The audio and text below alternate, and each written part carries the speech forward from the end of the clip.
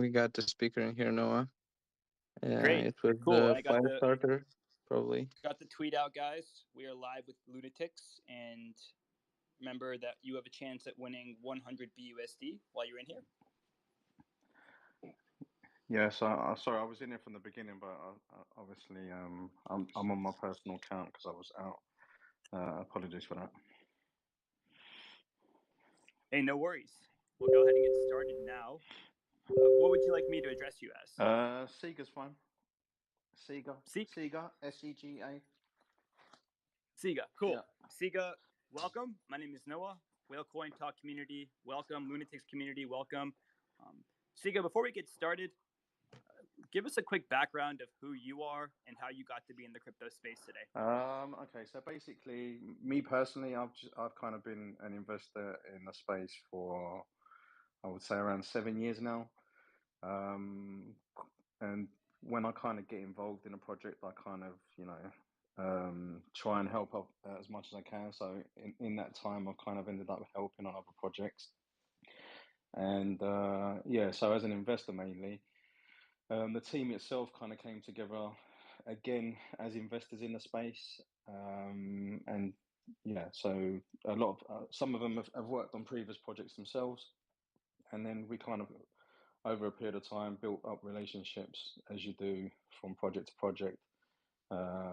And in the last project that we were kind of involved in, we kind of banded together through kind of a bad experience and kind of thought we could maybe do something a little bit different in the sense that, you know, from an investor's point of view, a bit more kind of with a bit more respect towards the investor rather than the people behind the project. So that's how we've kind of come together through a little bit of adversity in the space. And yeah, that's how we got together and kind of put this project together. Beautiful. And Sega, it seems like you guys are building a community that focuses on burning Luna Classic, and your mission is to help keep that ecosystem alive in one way or the other. Mm-hmm. So are you affiliated with Terra Luna in any way at all, and are you guys working with them in any capacity at all? No, there's no official kind of affiliation with Luna. Obviously, we'd like to kind of make that happen in the near future. A lot of the Luna community and kind of influencers and people that, you know, that community kind of looks up to, we're already speaking to them and have kind of reached out to us. We've reached out to them. And yeah, I mean, we're building partnerships and friendships every day. But yeah, I mean, as far as an official affiliation with Luna, no, we're not. Sega, before we jump into the nuts and bolts of the project, do you want to give us just your personal thoughts about the Terra Luna ecosystem and why you think it met its fate the way it did? Yeah, sure. Well, I mean, I think it's just basically like most projects. I'm not sure the intentions. I mean, intentions to begin with are sincere, but in general, as time goes by, I think the people that are behind these kind of projects, it kind of revolves around people's intentions, and I'm not sure they are sincere when it came to the way the Luna crash kind of came round. Obviously, I believe there's a lot of manipulation in these kind of markets, and I think that was a clear case of a number of factors kind of domino affecting the way it all came crashing down. But then again, it's always the people on the outside, the investor, that kind of pays the price for it all. And we've kind of faced that in many projects before. So again, it's another main reason why we've kind of banded together. And do you think that and I don't worry, I'm not going to get sidetracked too much. This ties into what you guys are doing. Mm-hmm. But do you think that them relaunching under the same brand name was a good idea? With the version 2, like the 2. Correct. Yes. Yeah, I mean, well, you can basically see what I mean about kind of. I think the majority of the people didn't even want that to happen, but you know, there are a few that are owner controlled in kind of and obviously with their kind of voting power, kind of control that decision. But I think the majority of the Luna community didn't want the V2 to go ahead. So again, you can kind of see how the normal person in the crypto space kind of gets left behind, and it's always the big and powerful that kind of manipulate what kind of is dictated to the rest of us. I couldn't agree more. But to some extent, you guys do believe that that ecosystem still has, or maybe has, a slight bit of promise, and to that end, you are finding a way to burn Luna tokens and create a deflationary component, not just that ecosystem, but to your own ecosystem. So, can you give us a high-level overview of what Lunatics is and what your overall vision is? Yeah, sure. So, I mean, like I said, the way we came together was through adversity, and obviously the Luna community has experienced exactly the same thing on a far bigger level, and it was far impacting across the whole crypto space, not just the Luna community. So the idea behind the project was to obviously well, it was more to help another community, and obviously at the time when we were thinking of an idea of what kind of project we wanted to put together and how we can do that. So obviously we know how Luna got left with the V2, and obviously Luna Classic being all the minted tokens, that the vast supply that was minted, and so we thought as a concept was to obviously help deplete that supply by creating a token rather than like an individual burning their own tokens, because I mean, we experience it with Shiba and stuff like that. They got this like big burn thing going on, and people burn their own tokens with not much effect, because I mean they've got such a huge supply of Shiba that they need to get through, and it's quite insignificant what they're burning. But I think this is a very doable task, and not that we're like a complete fix to the problem. We're definitely not, but I think as the concept of the project can definitely be a big piece of the puzzle. So yeah, it was basically to create our own community around a standalone project, to take away the burden of individuals burning their own tokens to try and achieve what they want to do. So as a community, when a community pulls together with a reason, like a cause, you know how powerful that can be. So a standalone project that also has like a kind of a unique utility that kind of bears the burden to help deplete that supply, but it's done as a community rather than individuals. I couldn't agree more, Sega. And to that end, I'd be curious to know how exactly you guys are going to be planning to burn Luna Classic tokens. Yeah, sure. So, I mean, to start off, it's all in our tokenomics. That's the initial thing, and obviously build the community around what we're doing to buy into the concept of the project. But every utility that we are gonna to roll out they're all gonna contribute in some way to the burn. Right now, how we've started off is that there's a buy and sell taxes in our tokenomics. Yeah, and 2% of them buy and sell taxes go towards like a burn pool of our own, and yeah, that's how we're burning Luna at the minute. I mean, already we launched last Friday, so we're just over a week old, and we have burnt through 300 million Luna Classic. And just to put that into perspective, the top burner is the MEXC exchange, and they've burnt 533 million over the past, since past couple of months, and that's an exchange. So we're already up to 300 million. Tomorrow we've got a burn planned to basically take that number one spot. So, like I said, we're not the fix to the whole problem, but if the community of Luna buys into the project, not only are they buying into a project because they love the cause behind the project, but we're also expanding their ecosystem as well. We're adding to their holders because we also reward in Luna Classic. So we reward all our holders in Luna Classic. So you may come into the project with ties already to Luna. You may already be a holder.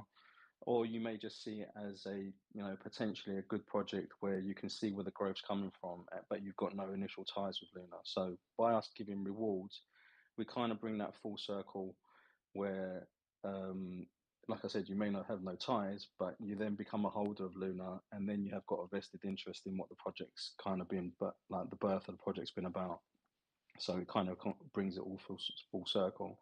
So yeah, I mean, like I said, we've achieved so much in just over a week. Like tomorrow evening, we will be the #1 burner of Luna Classic.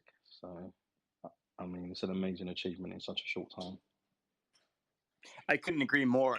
And playing devil's advocate here for a second, what benefit does sending your holders Luna Classic do? Isn't the whole point to burn it? I know that I know that you guys are trying to get that burn number up, but why pay it out as well? Well, I mean, like I said, we want to build a project where we're not a burn project. We are a token in our own right, and our utilities and the rollout of utilities over the next kind of few months is definitely to build a project in its own right. It's definitely to build our own community, but with a vested interest in helping deplete the supply of Luna and help that community. But that community then becomes our community. Why we give rewards? I mean, because when you invest in a project, you've got to see where the value is. And also, like I said, we kind of created that kind of circle. So, like I said, if you're not a holder of Luna, you may have no interest in the project, but then you see the value of the community that's being brought together, the potential the project's got, and then obviously the volume that creates, and with volume then comes the rewards. So it kind of benefits those not only holders of Luna because they like the fact that they're earning Luna, but also other people that have come into the project just as an investment, and obviously they receive their rewards. But what the rewards actually does for them, it actually gives them a vested interest in our utility of burning, because now they're holders as well. So that's the way it was kind of put together. So it can kind of build on that, why we came together, and add to that as well by bringing in new holders to the Luna ecosystem. You mentioned that your fair sale pre-launch happened a week ago, and I'm under the impression that you guys had a seed and private round, or just one private round? We had one private round, basically initial funding to get the project off the ground, and then we had a fair launch pre-sale, which was last Thursday, just over a week ago. We had a very small soft capital. We wasn't obviously we were confident about the project. It was just market conditions, the way other projects are being received. We've got good people behind the project, so we were very confident about the project. But then once we set the pre-sale, and once it started, it was running for 24 hours. I mean, we had sold. We had raised 400 BNB in less than an hour, and then we finished on just under 1100 BNB in 24 hours. So, like I said, we were confident about the project, but obviously it's a nice kind of feeling to know that there's other people that are interested in what you're doing, and that's definitely the feeling we got after the pre-sale. Right on. How many people contributed to the pre-sale? What was the maximum contribution per wallet? And also, how many tokens were contributors granted per BNB? So when the pre-sale finished, there was a 1 BNB you would have received just 32 million tokens, just over 32 million tokens. There was just over 1,000 contributors in the pre-sale. So I mean, it was an amazing pre-sale, and so that's how it was broken down. What about the fair launch pre-sale? What was the max? Or excuse me, how many tokens were granted per BNB for the pre-sale itself? Yeah, so I guess I'm trying to understand the discrepancy between pre-sale and private sale. For the right? private. What kind of bonus? Sorry, I think I misspoke. That's my fault. Yeah, no problem. So we had a private sale of like it was 20% of the supply. So 20 billion tokens was split for the private holders. They invested 1 BNB and it was set for them to receive 285 million tokens. Obviously, we had a low soft cap, and like I said, we wasn't sure about how the project would be received, and it was kind of a difficult situation for us. And I think this is why the vesting period and everything kind of changed. As a fair launch continued and the fair launch pool kind of got diluted, we realized that we'd have a problem with the discrepancy between the private holders and actually the pre-salers. And that obviously came up in conversation. Luckily for us, the private holders that we kind of got for the project, it wasn't a public private sale. It was more of a quite selected group of people that we've kind of built up relationships over the years, through other projects, through just investing, not just myself, but the whole team kind of brought people to the table. So we knew that we wanted to put something together that like had longevity and we could secure kind of a reasonable floor and and people that could bring things to the project. So as obviously, and obviously they took a chance as well, because in a fair launch we could have easily just surpassed like the 100 BNB to launch, and then the pre-salers would have had more tokens than the private holders. But obviously, as the success of the pre-sale kind of run away, we kind of felt that it was going to be an issue, and obviously some of the pre-salers obviously brought it to our attention, and we were actually able to approach the majority of the private holders and open a conversation. And initially, as we got to like 300 or 400 BNB, they extended we agreed to extend the vesting period to I think it was 10 weeks, and periodically get tokens over that 10 weeks. Then obviously the pre-sale just continued to run away, and then it kind of became a kind of slightly bigger issue for us.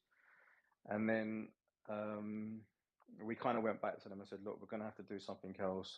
It's very difficult to take something away from someone once you've promised it to them. But we did realize that something needed to kind of be done. So we kind of approached them, and over a period of like 36 hours after the pre-sale was done, we managed, with all the different time zones, managed to get hold of everyone. And between us and through conversations, we came up with a vesting period and selling rules that I think way beyond what our holders would have expected. And the response that we got from our holders, they were kind of like in shock and awe how it kind of came about, from originally getting 20% at launch and 20% every week for until they receive the rest of their tokens. We've now changed the vesting period to 10% every 2 weeks. They never received any tokens at launch, so they waited a whole week to first receive their first allocation, which was yesterday, which they did, and I can confidently say that there's been no sales from the private holders. They also agreed to selling rules, so they're only allowed to sell a maximum of 25 million tokens per day, and at pre-sale that was less than what the pre-salers were getting. They were receiving 32 million per BNB. So they can only do that, sell 25 million tokens a day. They can only sell on a second green candle on a 2-hour chart. And there are penalties if you break the rules. If you break the rules, then your next allocation is burnt. And if you break the rules again, then the rest of your bag is burnt. And they've all agreed to stick into that. It just proved to our community that our private holders was, as we promised, real diamond hands, really in the project for the long term and not for short-term profit. And yeah, in hindsight, we may have done things differently, because if we knew how the success of the pre-sale was going to go, but we decided to go with a fair launch, and our hands were kind of tied, so we had to roll with it. But I think we found a kind of a happy medium at the end that kind of everybody was happy with. And like I said, for the private holders to kind of agree to all what I've just said, I've got to give it to them, because they really helped us out, and it could have been kind of like a sticky situation for us, but they all pulled around, and they do really have the project at heart, and are really seeing the long term in it rather than a short term profit. That's a really cool mechanism that promotes an uptrend, where you guys basically only allow private sellers or private sale investors to sell on an uptrend when there are two. You said there are two green candles. Second green candle on a 2-hour chart. Yeah. Got it. Who came up with that? Is that an original idea? I'll be honest with you. I've kind of seen a couple of projects kind of work with selling rules. Some successful, some not so successful, but it was kind of a little bit of this and a little bit of that from different things that we've seen.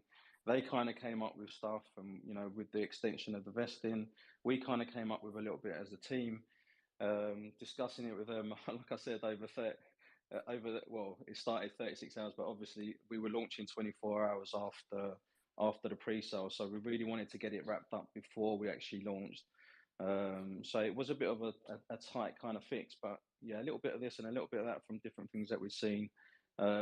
Great cooperation from the private holders as well, because to be honest, in other projects, especially like a public private sale, I mean, that conversation could never have been had. Like, just reaching out to people would have been impossible. So it would have been like a non-starter.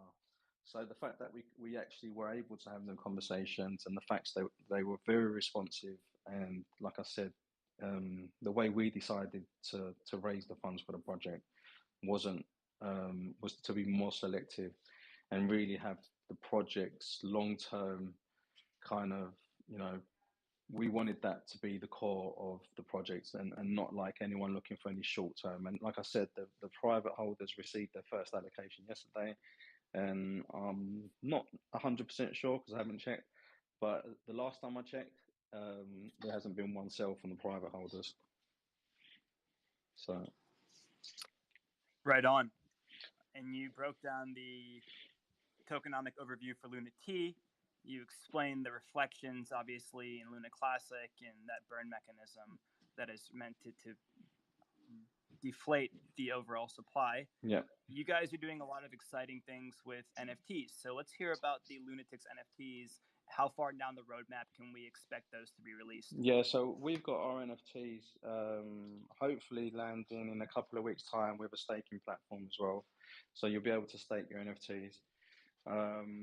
There's going to be kind of different levels of staking with the NFTs. There'll be different bands of the NFTs that you'll be able to buy. So there'll be like maybe 5 or 6 bands, which will have, depending on which one you're lucky to buy, you'll receive a different kind of APY. So, and then there's going to be some big prizes connected to some rare ones that some lucky holders will purchase, and so there'll be some big prizes with them as well. So the staking platform with the NFTs, and we've also got a staking platform just for our regular holders, and there'll be a number of pools. I should have all the information on different pools and different lock times that we'll be offering the holders in the next week or so. But that should be out the same kind of period of time as well in the next 2 to 3 weeks. So I meant to ask this, but have you guys thought about implementing any reward system for people? So people are awarded in Luna Classic, and Luna Classic is also burnt. Mm-hmm. For the former group, have you guys thought about any sort of reward for also sending their Luna Classic to the burn wallet? I'll be honest with you, it's kind of come up in conversation, but I think that's why we set the project up, because we didn't want people burning their own tokens. We feel the best way to help Luna in this project is by compound buying Lunatics. And the reason being, you buy Lunatics, you compound you sell your Luna Classic for the time being, and you compound buying Lunatics. As your bag of Lunatics grows, you receive more and more rewards of Luna Classic. At the same time, you help the project burn more. So as individuals burning, we kind of prefer that we do it as a community and as a pool, and obviously as you throw money into the project and buy into this project, that's exactly what you're doing. You're adding to that burn pool. So yeah, I mean, the idea is to take the burden off an individual and kind of do it as a community, and that's kind of the way we want to burn. Sega, I didn't look into this myself, but I'm assuming for every Luna Classic token on BSC, there is a Luna Classic token on the Terra Luna 2.0 network that's locked in some sort of smart contract. Is that how it works? No, we're actually burning manually, because obviously we've to burn the wormhole would be pretty much irrelevant on the BSC network. So to burn the correct one, so it actually affects the supply, is done on the Terra network. So the way we've done it is a manual burn. That the pool that's collected, we then obviously purchase the Terra Luna Classic and send it to the correct the burn wallet. Now, initially we wanted to do it automatically and control the threshold, but it wasn't possible cross-chain. So and the contractor do it automatically. So, but then we kind of thought the best way people to become aware of it is, to kind of create these kind of burn parties and use the fact that we're doing it manually, bring people in that are part of the Luna community, and they've got influence in that community and can reach out further, and bring people in and try and do these burn parties on a regular kind of basis, and kind of use it as a marketing and promotional thing. And that's what we've been doing this week. We've done kind of a couple of them during the week, and we've got one tomorrow with someone else who's on a quite like within the Luna community, and we're going to obviously take the #1 spot. So I think it's gone in our favor in the sense that it helps us reach people and create awareness far quicker. And people obviously intentionally, they like getting together and seeing these burn parties. And obviously, tomorrow, once we reach that #1 spot and start pulling away, not that we're competing with anybody else. We're not really competing with everyone. We kind of support every legit kind of burn project. But yeah, it's nice to have that recognition as #1.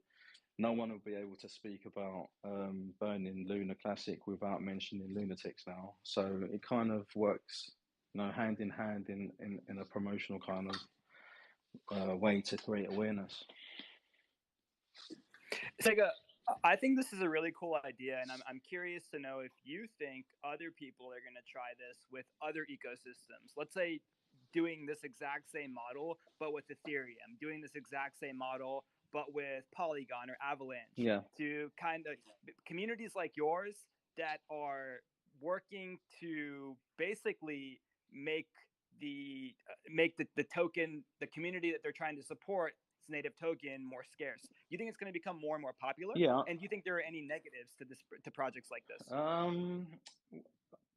I mean, the way I see it, obviously, there is a little bit of a trend lately. I've seen it. I mean, to be honest, like the last kind of project that we were involved in was kind of had the same concept, but they were trying to do it with Shiba. Now, the problem with Shiba is there's so many different.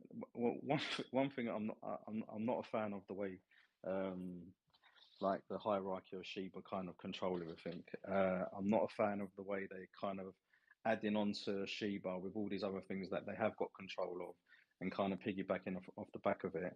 On top of that, the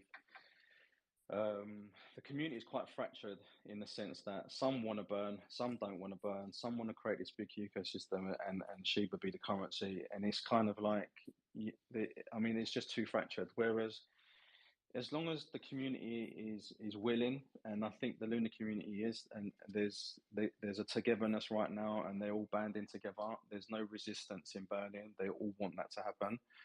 So yeah, I mean, I can if you're successful in something, it does kind of set a trend. Obviously, we'd love to be that trendsetter and be the successful one that kind of kicks it off. But yeah, I mean, it really depends on the community that you're aiming it at. If there's no resistance, it's a great thing. And obviously, you know how powerful a community is when they've got a cause or a reason to be doing something. It's quite infectious, and it spreads. I couldn't agree more. What other chains do you guys plan on expanding to, if any? I mean, we'd love to do something on Terra, but I think the reason why we chose BSC, we've had like a little bit of why BSC, like from people from on the Terra, from Terra community.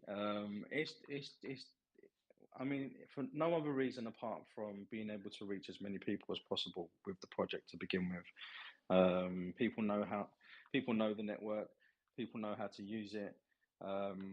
And if you want to reach as many people, then it's probably that, and Ethereum is the place to be. But with lower gas fees, BSC kind of opens up to more people. And yeah, I mean, we'd love to do something on the Terra network. We are already multi-chain in the sense that we use Rubik's on our website, and people can purchase Lunatics multi-chain. But as far as going cross-chain ourselves and doing something on another network, that is in the plan, and we would love to do something on the Terra network. That's exciting. I like this idea, and I can definitely see it being copied or derivatives of it, coming up. Or I could even see you guys maybe, after this is a success, picking another ecosystem to support. I think this is a really cool tool. Yeah. I'm about it. Well, utility is kind of it doesn't have to be high tech, like like some other like a wallet, or or kind of some kind of like amazing kind of staking. It doesn't have to be like that. It can just be a simple idea that draws. Utility is what's going to draw holders into a project, and what's going to give them value. So it can be high tech, but it can be just a very simple idea, and hopefully that's the kind of thing that we're going with right now, and it seems to be very effective in the sense that the awareness that's been created over the past week has just been amazing, and people are really like grasping the idea of it, and the rewards is a big thing. We're not just a burn project. The rewards is a huge thing for people as well. I mean, our holders, not only are they helping the Luna community by burning, but they're receiving rewards as well, and creating their own bags of Luna.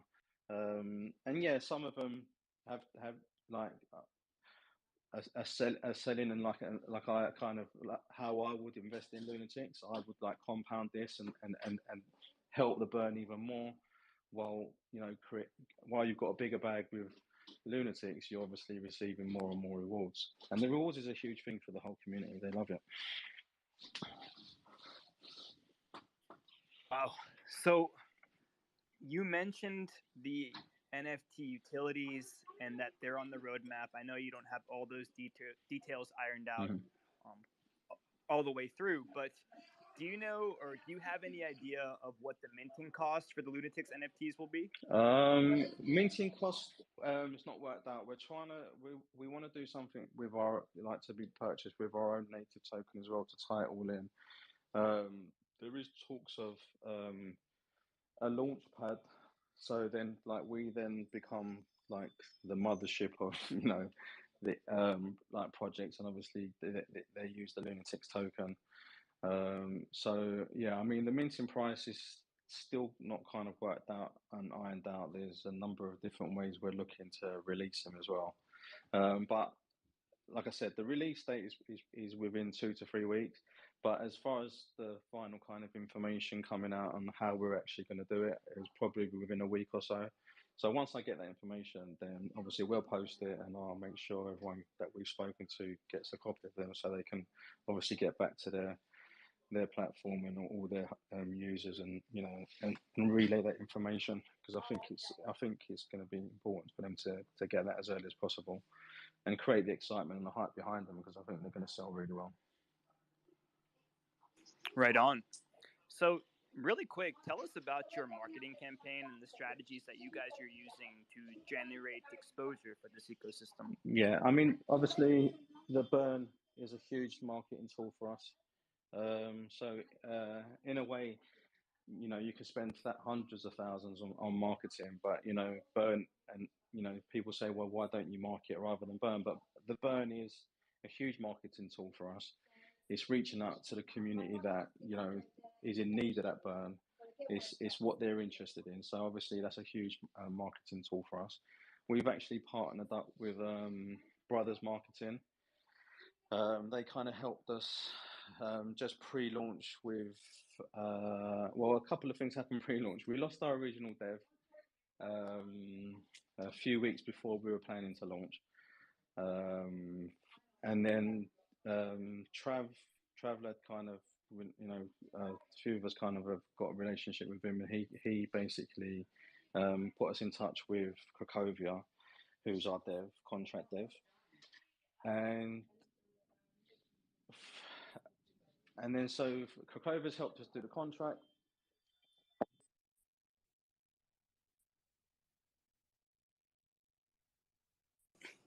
I think we might have lost Sega there.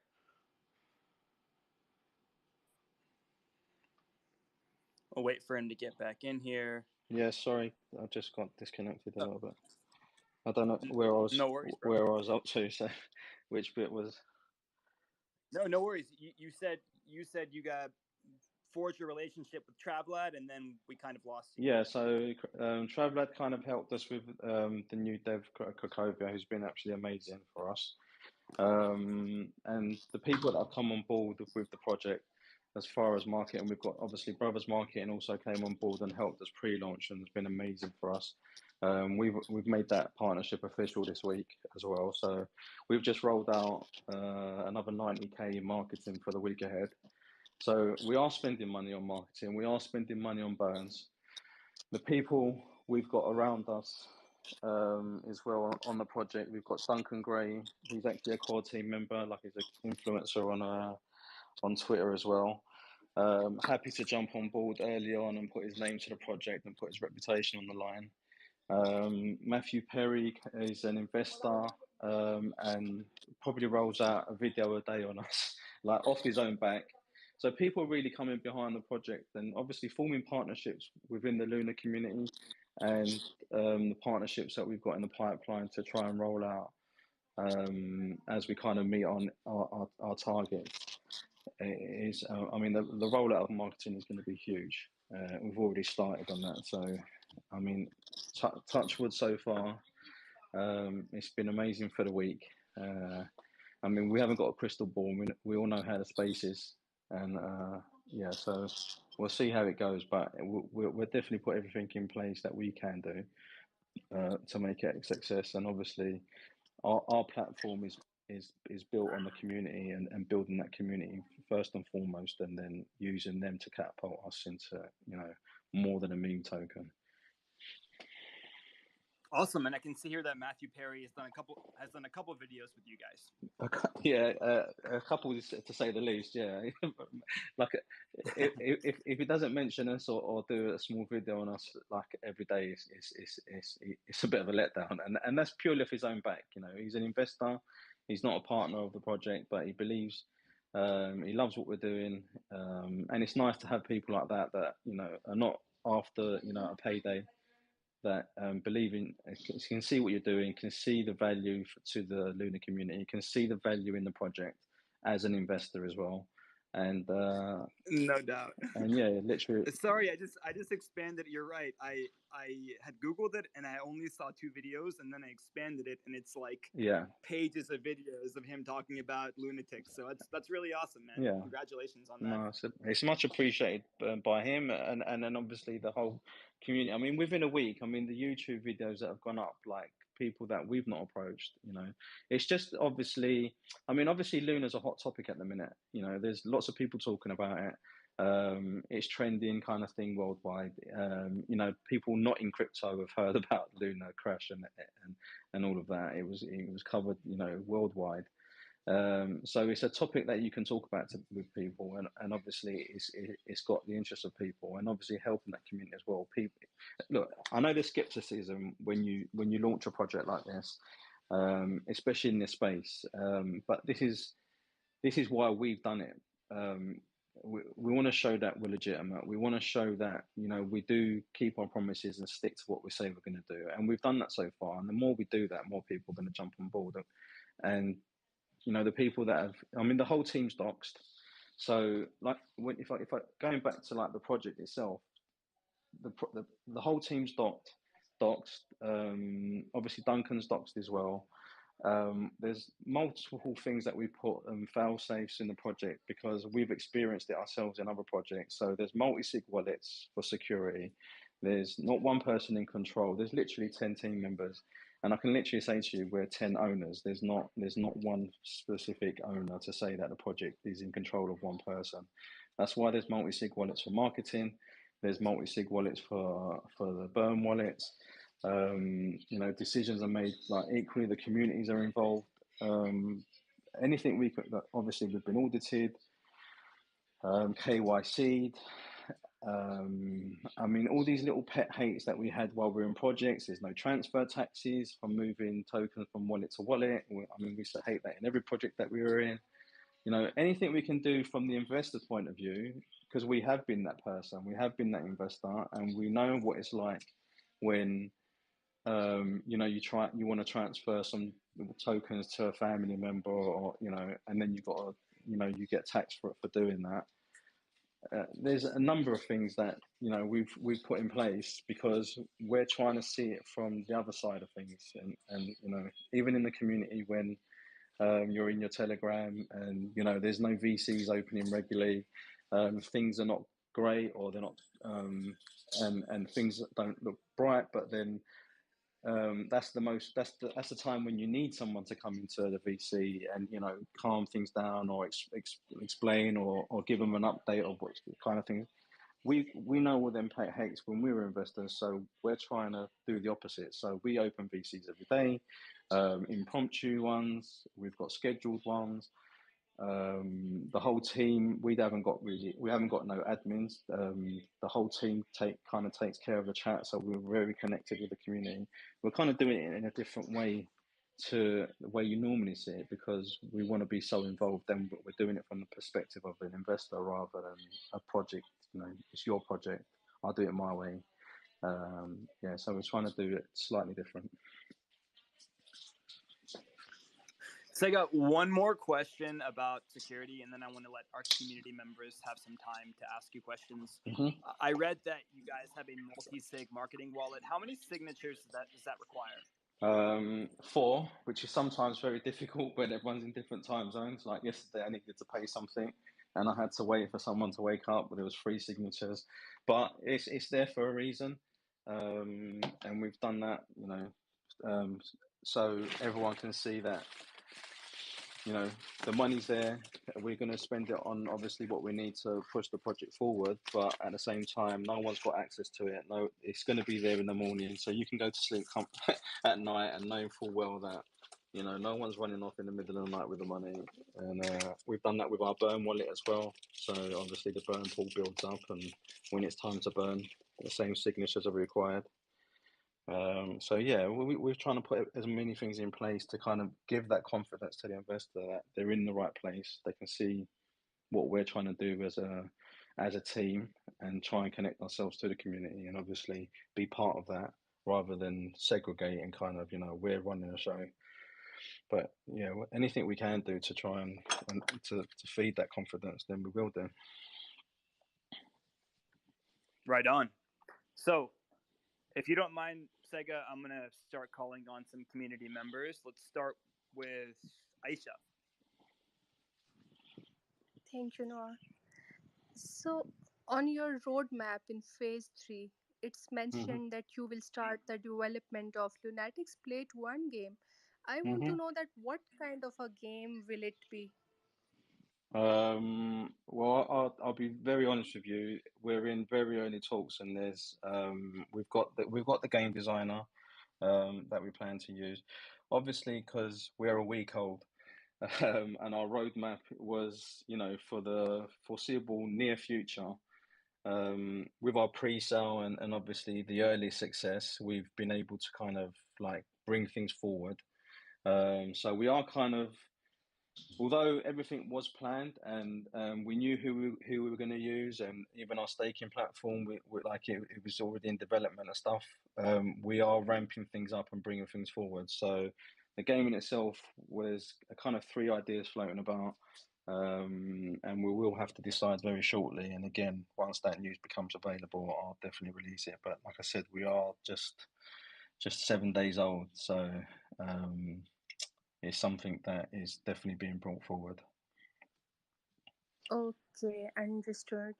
Okay, I was also wondering that are you also planning on airdropping your token to the Luna Classic token holders to get their attention, maybe?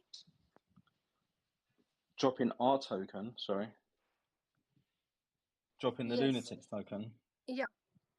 to our holders. Well, they receive rewards in Luna Classic, so that's how we reward our holders. It's not reflections in the native token, but we reward in Luna Classic. Okay, got it. Thank you. Thank you for answering. Thank you very much. Thank you, Aisha. Venice, you next.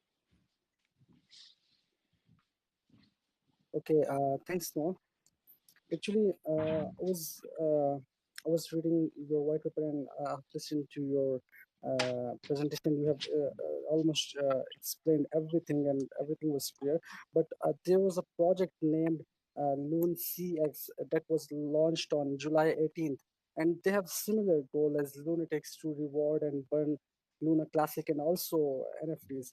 But that project failed, and today when I went into the TG, they had given a form to the community where they can claim their funds, and total number of members are 34 in that Telegram group. So don't you think? Yeah. So don't you think launching the project with similar kind of flop project will have negative impact on your project that just launched almost 8 to 10 days ago? And have you looked into that project to determine what led them to a failure? Yeah, I mean, obviously, I was aware of that particular project because, in all honesty, about 4 weeks ago, we wrote, no, 4 or 5 weeks ago, we kind of like wrote snippets of our white paper, and we were kind of posting it on social media. And then someone brought it to our attention that they had plagiarized a lot of it and stuck it on their website. So that's how it first came to my attention about that particular project. They launched and they kind of I think they had issues, or it wasn't legitimate to begin with.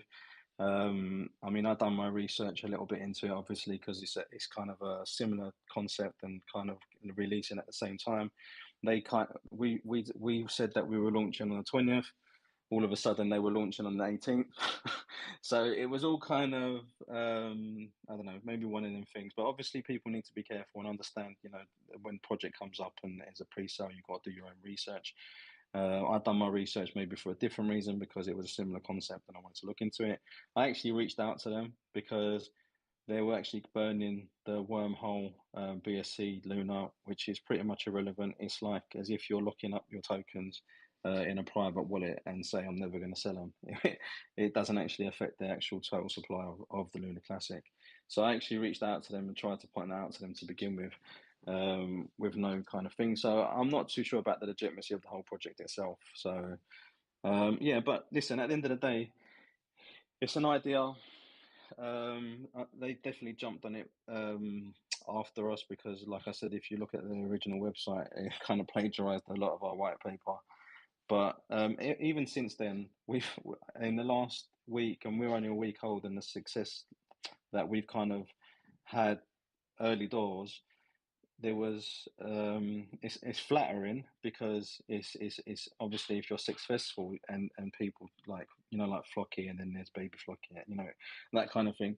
We've already had tokens coming out using the Lunatics name and Lunatics 2.0 and Baby Lunatics offering rewards in our token, so it's very flattering. But obviously we've put everything we can into this project for it to be legitimate, the people behind it also. So yeah, obviously you have to be very careful in the space. Unfortunately, honesty and transparency is not taken for granted where you would expect it. But hopefully we've proved that and continue to prove that. And we want to be that. We want to be that project that people turn to because they see a number of factors that makes them feel comfortable to invest. Okay, great. Thank you, and it's good to hear that you are confident about your idea. And thanks again for answering my question as well. No, I appreciate it. Thank you. Mr. Investor, go for it. Okay, sir. Can you hear me? Yes, Yep. sir. Okay, sir. My question is, NFT is a hot trajectory as far as I know. Firestarter has no NFT issued yet.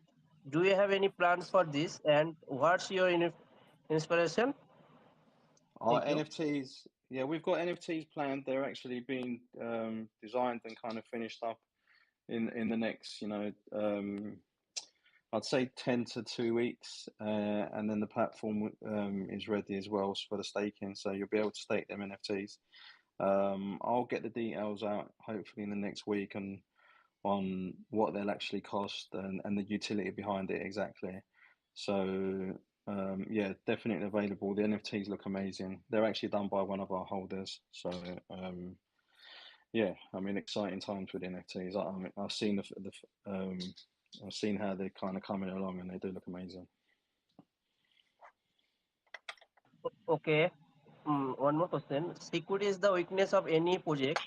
Anytime hackers can attack and create huge losses for the users and owners. Mm-hmm. So, what step did your project to prevent this kind of attack? How do you control risks? Thank you, sir. Well, as obviously as far as we're doing everything we can to increase our hold account, and obviously that will increase volume and market cap. But as far as security,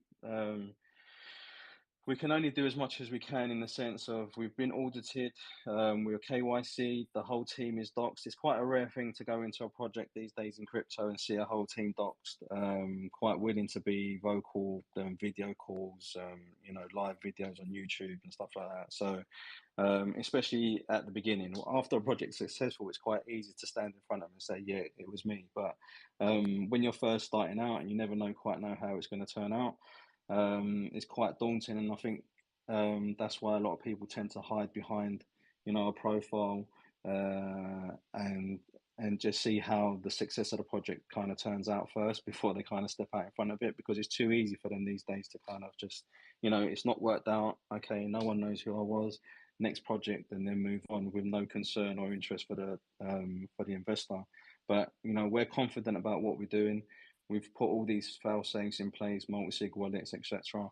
And we've doxed ourselves from the beginning because we're confident in our idea. As long as we stay true to ourselves, then we hope people will see that, and that will actually help people come on board far quicker and feel confident and they're actually going to be a part of something. So we don't want it just to be a project. We kind of want it to be like a movement where people can see, they're offering something different. Well, it's not different.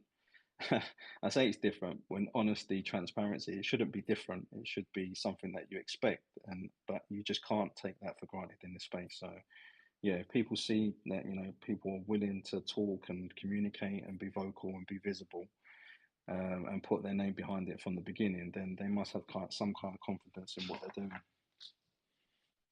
Okay, cool. Where can we learn more about this project? I would love to know. Thank you, sir. Thank you. All right, let's get one more question in from Captain Levi, and then we'll wrap things up. Thank you. All right. One question. Got it. So I saw in your white paper that there are actually 3 options when an investor is rewarded with the Luna Classic for holding. Mm-hmm. You said that he can either hold the token, he can either sell it, sell it according to the rules that the smart contract has set, or he can actually choose to dedicate it to the bond wallet. If an investor chooses to dedicate it to takes option 3, what's in it for the investor? Is it just doing it out of goodwill? Yeah. Like I said, we've set this project up not for people to burn individually, but at the end of the day, I know some of our investors who have already received rewards have, bridged it to the Terra network. and burnt their own tokens. I personally don't want people to do that. I think it's more powerful to invest in this project. I think we get more done as a collective rather than an individual. And who wants to burn their own tokens? I mean, not me personally, and I really don't want our investors or just the Luna community in general to burn. There's a better way of doing it. You can invest in this project. If you've got a real interest in burning Luna, then fine. Invest in this project. You can compound your rewards into this project, earn more rewards. We burn more with more volume. At the same time, you increase your bag in Luna. So it's kind of like a win-win-win for everybody. We burn more together, you earn more together, and you've got another chance of a moonshot in Lunatics as well. So, you know, you can win all three fronts. So, yeah, I mean, I do prefer option 1 and 2, but there's still going to be people that want to do their individual thing, and you know, each to their own. But we set the project up because a collective is more powerful than an individual. So if the idea is great, the community behind it has got a cause and a reason to do it. It's far more powerful, like I said, than an individual doing it. All right, I understand. I have a few more questions, and I'll be dropping it over in your socials, your Telegram and or Twitter group. It's a Yeah, great sure. project, and I really wish you guys the best. Over to you, Thank Noah. you. Appreciate the comments. Sega, I really enjoyed having you on today. I think it's a really cool project, and looking forward to seeing what you guys do in the future. If there's anything you want to leave our community with before you go, feel free to do so now. Yeah, I mean, all I'd want is really is if you haven't already seen the project, have a look at us and see what we're doing. Obviously, do your own due diligence, do your research.